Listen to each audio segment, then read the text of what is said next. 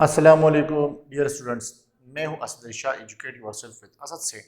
आज हम material balance equation को डिराइव करेंगे, लेकिन आपका टाइम बचाने के लिए मैं इस तरह करता हूं कि इसको पहले लिख देता हूं, फिर आप लोगों को एक्सप्लेन करता हूं।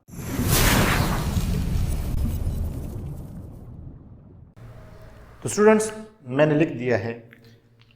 आइए मैं आपको एक्सप्लेन करता हूं कि हम कंजर्वेशन ऑफ मास को यूज़ करेंगे, क्योंकि जो रिजर्वायर है वो हम उसको एक इनक्लोज्ड वेसल की तरह या इनक्लोज टैंक की तरह एज्यूम करते हैं, कांस्टेंट वॉल्यूम टैंक। वो बाद में आ जाएगा। तो कंजर्वेशन ऑफ मास जो है वो आपको पता है कि मास ना तो क्रिएट होता है और ना ही ख़त्म होता है। जितना मास प्रोड्यूस होता है वो टोटल मास यानी कि इनिशियल जो मास होता है और जो रिमेनिंग मास होता है उसके बराबर होता है। हम क्या करेंगे कि M P is equal to M I initial mass minus M यानी कि जो रिमेनिंग है। तो ये जब हम इससे रिमेनिंग माइनस करेंगे इनिशियल से, तो हमारे पास प्रोड्यूस मास आ जाएगा ये वाला। इस तरह नंबर ऑफ मोल्स में अगर हम करें तो कितने नंबर ऑफ मोल्स हमारे पास प्रोड्यूस होते हैं, वो एन पी है। इनिशियल से हम उसको माइनस करेंगे रिमेनिंग को, ये रिमेनिंग हो गया।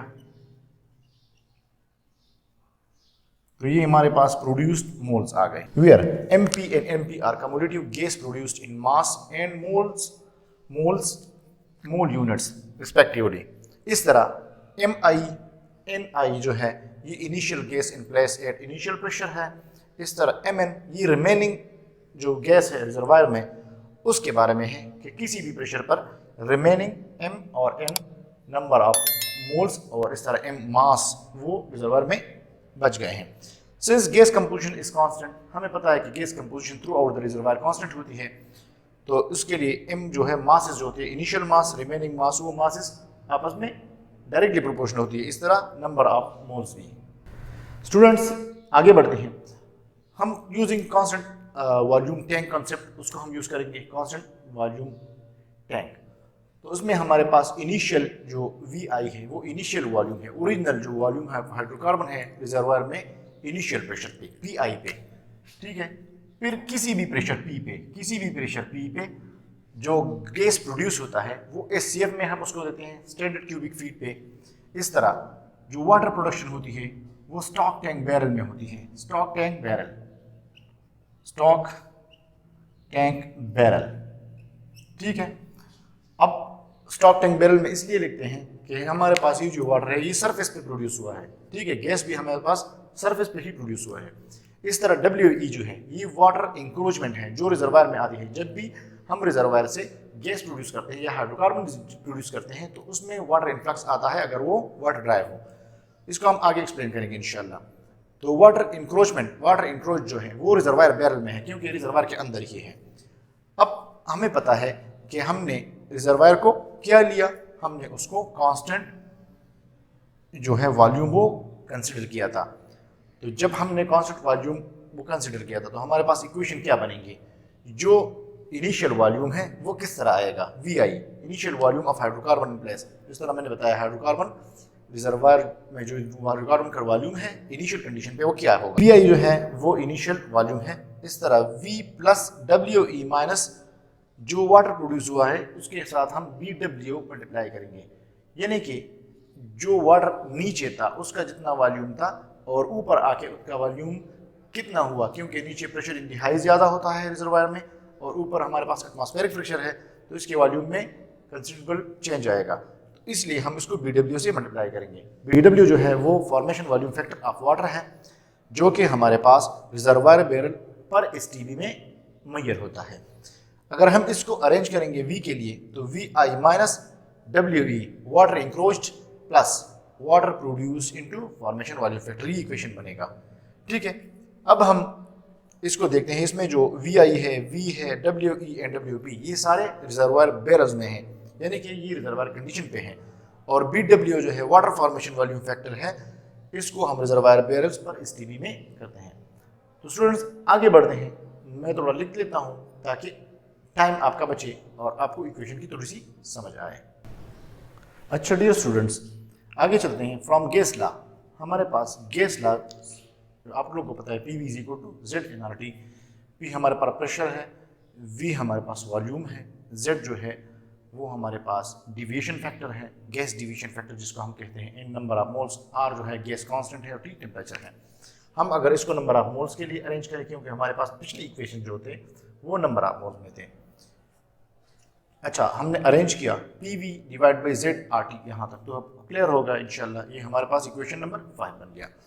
Number of moles units produce, जो हमारे पास प्रोड्यूस होते हैं, number of mole unit produce, तो हमने इसको ये लिखा हुआ है अभी NP is equal to PB GP gas produced, ZB यानी कि division factor at base conditions, RT यानी कि हमारे पास जो स्टैंडर्ड कंडीशन होती है उस पे। आगे हम इनिशियल कंडीशन पे number of moles at initial condition, हमारे पास अगर प्रोडक्शन इनिशियल कंडीशंस पे हो इक्वेशन क्या बनेगी, हमने अगर बना ली तो ये आ गई। अब ये क्या है 5.615 कन्वर्जन फैक्टर है, हमने ये पुट किया और जो प्रोड्यूस गैस है N वो हमने यानी रिमेनिंग सॉरी ये इनिशियल NI इनिशियल कंडीशन पे जो प्रोडक्शन होती है नंबर ऑफ मोल्स, और 5.615 ये है कन्वर्जन फैक्टर, हमने ये पुट किया। अब रिमेनिंग हमारे पास नंबर ऑफ मोल्स ये आ गए, ठीक है। अगर हम इसको पूरा अरेंज करें, खोल दे थोड़ा सा, अगर हम आप सोच ले तो इक्वेशन नंबर 2 पे हमने रिमेनिंग वॉल्यूम का लिखा था VI minus WE plus water produced into formation volume factor of water, हमने वो पुट किया, हमारे पास इक्वेशन बन गई, ये वाली इक्वेशन बन गई, ठीक है। हमने यहाँ पर क्या किया था, हमने इस इक्वेशन में इक्वेशन नंबर 2 पुट किया था, इक्वेशन नंबर 2। अगर आप पहले लेक्चर में पहले से 2 नोट कर लें तो हमने वो पुट किया, ठीक है। GP क्या है, GP ये हमारे पास है कम्युलेटिव गैस प्रोड्यूस इस इक्वेशन में, ठीक है। फ्रॉम PI टू P यानी कि इनिशियल कंडीशन से, इनिशियल प्रेशर पे, इनिशियल कंडीशन से लेकर अब तक जो हमारे पास सरफेस पे गैस प्रोड्यूस हुई है वो GP है। तो स्टूडेंट्स R क्या है, R है गैस कांस्टेंट, इसकी वैल्यू है 10.732, हमारे पास ये कांस्टेंट है, कांस्टेंट की हमेशा वैल्यू होती है, ये क्यूबिक फीट PSI पर पाउंड मोल रिनकाइन, ठीक है। हमारे पास इसकी वैल्यू यहाँ मैंने लिख दी है, सब्स्टिट्यूटिंग इन इक्वेशन नंबर 2। ये सारी वैल्यू अगर हम इक्वेशन नंबर 2 में पुट करें, इक्वेशन नंबर 2 अगर आपको याद हो, मैंने पहले भी आपको बताया, आप नोट कर लेंगे वहाँ से, तो हमारे पास इक्वेशन बन गई PB GP divide by ZB RTB is equal to 5.615, ये equation PIVI divide by ZI RT minus PVI minus WE plus, यानी कि ये वाली इक्वेशन तो यहाँ से आ गई, ठीक है। और ये इक्वेशन नंबर 2 में हमने यहाँ से जो वैल्यूज पुट की है, ये वाली वैल्यूज ये हमने इक्वेशन नंबर 2 में पुट की, तो हमारे पास ये फाइनल इक्वेशन ये बन गई। अब अगर हम GP के लिए इसको अरेंज करें, यानी कि GP गैस प्रोड्यूस के लिए, मैंने बताया कम्युलेटिव गैस प्रोड्यूस जो इनिशियल कंडीशन से अब तक प्रोड्यूस हुए सरफेस पे, उसके लिए अगर हम अरेंज करें तो ये इक्वेशन नंबर 6 ये वाली बनेगी, ठीक है। अब क्या है कि हम VI को in terms of G SCF यानी कि standard cubic feet initial in place, initially जो रिजर्वायर में है, एंड सब्स्टिट्यूटिंग BGI, तो उसके लिए अगर हम रिजर्वायर कंडीशन पे इसको कैलकुलेट करना चाहते हैं तो BGI जो gas formation volume factor initial condition पे था, और गैस वॉल्यूम फैक्टर जो है अब जो है, यानी कि जो हमारे पास अब प्रेशर आ रहा है, हम कम्युलेटिव गैस प्रोड्यूस की बात कर रहे हैं, कम्युलेटिव गैस प्रोडक्शन की, तो वो इनिशियल कंडीशन से अब तक है।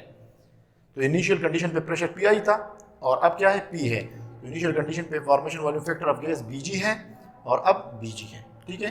सॉरी, इनिशियल कंडीशन पे BGI था और अब BG है। तो हम अगर ये सारी वैल्यूआँ इस इक्वेशन में पुट करें, इक्वेशन नंबर 6 में, तो हमारे पास GP के लिए जो इक्वेशन बनेगी वो इक्वेशन नंबर 7 वाली आएगी। अब क्या है, हमारे पास एक सीन बन गया है कि जो वाटर इंक्रोचमेंट है, हमने इक्वेशन नंबर 6 और 7 वो हासिल कर ली है। अब एक नया सीन है, नया सीन क्या है कि रिजर्वायर में जो वाटर इंक्रोचमेंट है वो 0 है और साथ में वाटर प्रोडक्शन जो है वो भी 0 है। अगर ये दोनों 0 है तो इक्वेशन नंबर 6 क्या बनेगी, इक्वेशन नंबर 6 से ये चीज हट जाएगी, ये वाली चीज खत्म हो जाएगी और ये भी खत्म हो जाएगी, P into VI divide by Z आएगी। अब इन दोनों में बी आई कांस्टेंट है, ठीक है। तो इसको अगर आप देख रहे ऊपर, इक्वेशन नंबर 6 बनेगी ये वाली, वी आई इससे बाहर आ जाएगा, ठीक है। पी आई रह जाएगा यहाँ पी, और जेड आई और जेड ई रह जाएगा। इक्वेशन नंबर 6 हमारे पास इक्वेशन नंबर 8 में कन्वर्ट हो जाएगी। और आप देख लें, जब हमारे पास ये दोनों टर्म जो वाटर इंक्रोचमेंट है और वाटर प्रोडक्शन है वो जीरो हो, तो हमारे पास इक्वेशन नंबर 7 जो है वो क्या बनेगी, इसमें से कट जाएगा, ये वाला रह जाएगा, यानी कि जो हमारे पास सेक्शन है वो रह जाएगा। हमारे पास फाइनल इक्वेशन जो बनेगी गैस प्रोडक्शन की, वो G इंटू बी जी माइनस बी जी आई, यानी कि gas formation volume factor at any pressure minus gas formation volume factor eight initial pressure, और G जो है वो रिमेनिंग गैस है और Bg जो है वो अप प्रेशर पे है। तो हमारे पास कम्युनिटी ऑफ गैस प्रोडक्शन वो आ जाएगी। ये था आज का हमारा लेक्चर। उम्मीद करता हूं आप लोग को समझ आ गया होगा।